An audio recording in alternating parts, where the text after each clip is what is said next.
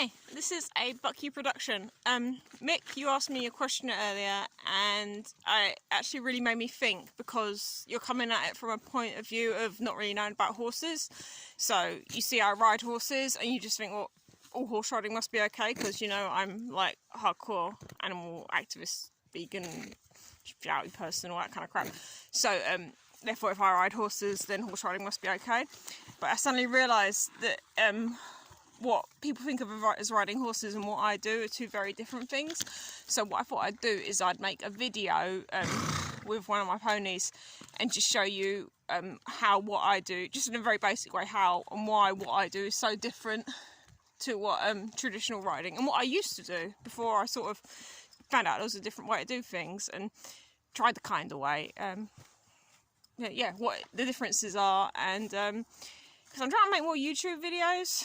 Z keeps nagging at me about it. So I thought if I do videos like this, I can't really do videos showing people step by step, this is how you do this, but I can show the finished products and I can answer questions and stuff. So if other people have questions, I can do videos to sort of explain or show stuff about, then that'd be fantastic. But for now, I'm going to use Django to sort of just show some examples, vaguely, in a roundabout way, generalising, because I can't go into too many specifics, because this is off the fly. I don't know if you noticed, this is completely unscripted. So, apologies for the fluffs, the swearing, because there's always swearing, it's me, and fuck-ups, and bad camera angles, and no doubt camera being slobbered on by pony at some point. But, yeah, I'm going to turn the camera around now and show you why what I do with my horses is so different from what other people do. Okay, let's see if we can... What do we turn it around? No, that's not it. Okay, we'll just turn it around like this. So, here's Django.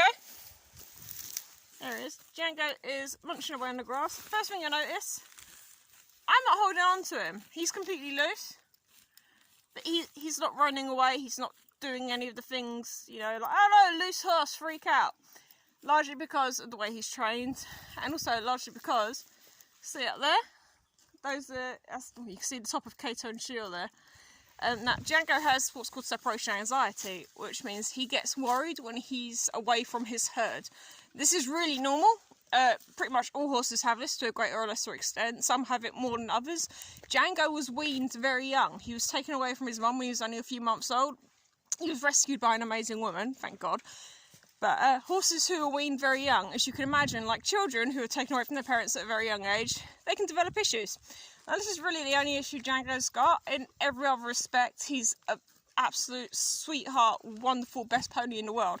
But he gets super stressed when he's away from his friends, in particular Kato, who he's got a really strong pair bond with. That's another thing. Horses build really strong bonds with other horses. They have like... But not every single horse, you know, there might be some horses they just don't click with.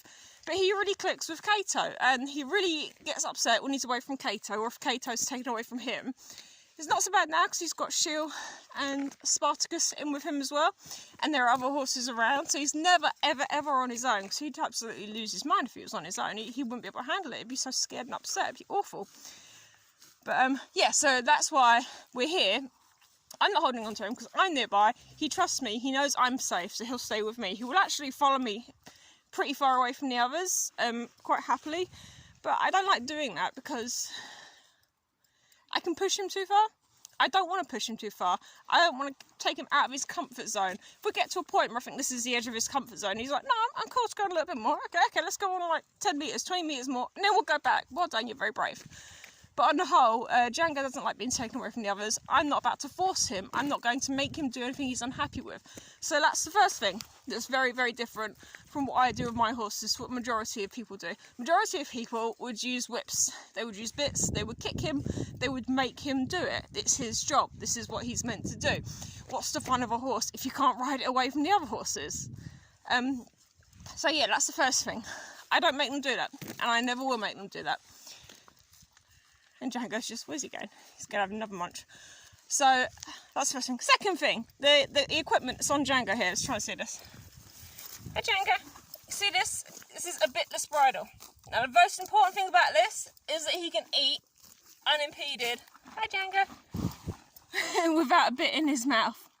Now, horses need to have bridles on when you're on the road to make them road legal. It's a legal requirement. If you're on a public road, you have to have a bridle on your horse. Otherwise, if it's an accident and you don't have a bridle or anything on, then you're basically liable no matter what happens. I've got high-vis on, as you can see. He's got a bridle on. We're legal. Now, as you can see, like I said, that bridle enables him to be able to munch and eat very easily. It's got a very wide noseband, you see that? That's so that there's no pressure centred across one place, like if I do accidentally yank on the reins, or if he trips and I pull on the reins, or there's some sort of emergency and I actually have to put him away in a direction. Because it's a wider noseband, it won't cause him as much pain or discomfort as a thin noseband would do. Other features on that that bridle, are it has a jowl strap, which is a strap that goes across here, which prevents it going into his eyes, keeps the cheek pieces. You can see that there. I don't know if you can see or not, I can't see how I'm holding the camera. You see that it's got that thing to stop it like going near his eyes. It does actually have a brow band, but I've taken it off, so it's actually Django Cato's bridle. And I always take the brow bands off Cato's bridle because less is more with him. He just prefers to have as little on as possible. So yeah, we have bitless bridles. We have horses who you can trust to just just hang out with you on the road. But in case of emergency, I can grab the reins. Now the saddle. Now this is actually one of my Buck-U treeless bareback saddle pad things. Call them the hype saddles or hype pads. What's special about these is they weigh under 3 kilos. And I don't know if you can see it from here. Can you see under there? It's just black under there, isn't it? But it's got shims which are adjustable, which create a raised area on either side of the horse's spine. So when you're sitting in the bareback pad, you're not sitting directly on the horse's spine. You've got a raised area above it, and all your weight is dispersed through your seat, so through your butt and through your legs over like this area here. It helps if I turn the camera to it, doesn't it? So your weight is spread over this area here and on the other side. So it's spread over quite a large area.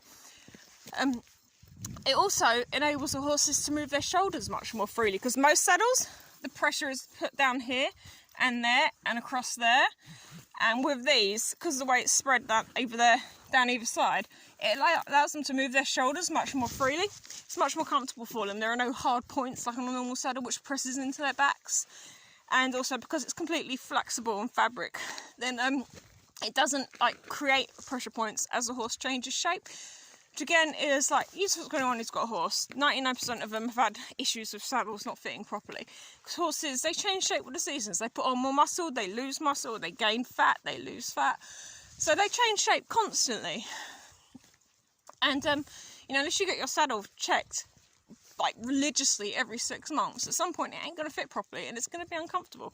Also, saddles weigh about 9 kilos, 7 to 9 kilos. That's the English style saddles.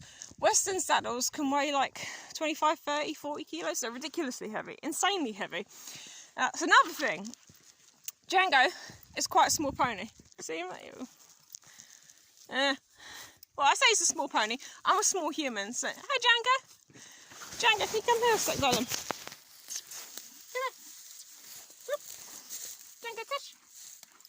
here. Try and get his attention away from the grass. There's good grass on the verge. That's it, come here. See, here you go. He's not massive. He's quite, he's so cute though. Say hi. Say hi, Django. Yep. Give Django some food. So another thing, when you're riding a horse. The normal rules say you should be, including your tack, including the saddle, no more than 20% of your horse's weight. I think it's better to be more like 15% of your horse's weight. And with Django, with the bareback pad, I'm about that. I'm about 15% of his weight. I don't want to really put on any more weight. I don't want to be too heavy to ride him. My big horse, Cato, I'm like 10% of his weight. Less. But yeah, you have to think about that as well, because you see adults who weigh 40, 50 kilos. 40, 50, that's children. That's nearly Vicky weight. So about 60, 70 kilos riding ponies the size of Django, and that's too much. That's too much weight. Horses are not actually designed to carry humans on their back. So if humans are going to sit on their back, they should make sure that they're not putting too much weight on the horse and that the horse is as comfy as possible. What else was I going to say? That's probably enough for now, isn't it? I've been banging on. But I've got the basics there with regards to actually riding a horse. So, make him as comfy as possible. I don't use whips, I don't use bits, I don't kick my horses, I don't wave ropes at them, I don't do anything to scare them into doing anything. If I want them to do something, I have to teach them what I'm asking them to do, and I have to show them how to do it, and then I have to thank them for doing it. And I think that's fair, you know. Basically, think about people who own dogs who do dog fighting, and then think about a little old lady with Yorkshire Terrier who lives next door. The difference, they're both dog owners, they both like have dogs, they both look after dogs, but the difference is night and day.